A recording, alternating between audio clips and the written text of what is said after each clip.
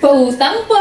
Nangutang na, hindi na nagbayad at hindi pa sumipot sa patawag ng barangay.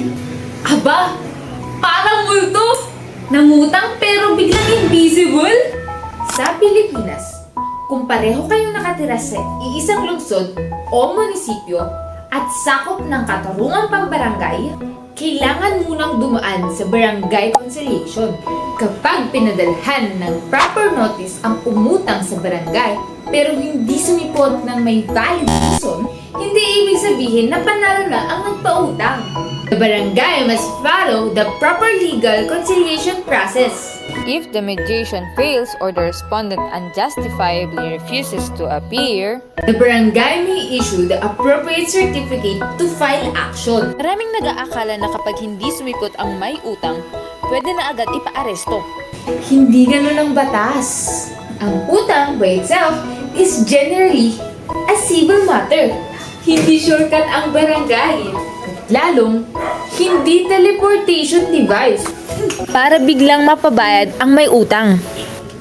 Pero tandaan, ang paulit-ulit na hindi pagdalo sa barangay process ay may legal consequences sa conciliation process. Kaya kung ikaw ang nagpautang, huwag puro screenshot lang ng scene or typing. Kunin ang chat messages, promissory note, resibo, back record transfer, o anumang ebidensya ng utang. Those documents can become more important when you want to pursue a proper legal remedy. At ito ha, practical tip lang. Huwag makipag-away sa Facebook. Huwag magmahiya online. At huwag magbanta. Baka ikaw pa kasi magkaroon ng legal problem. Tama gawin. Dahil na barangay hearings, follow the conciliation process, secure the certificate to file action, and consider filing the appropriate civil action in court. Remember, ang utang hindi nawawala dahil lang sa matataguan mo. Hindi man siya sumipot sa barangay kasi minsan, doon pa lang nagsisimula ang legal process. Maraming salamat! Tandaan, hindi larong tago-taguan ang utangan.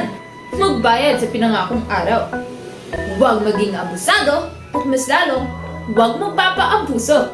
This is Blessing Mendoza, your criminology student, reporting.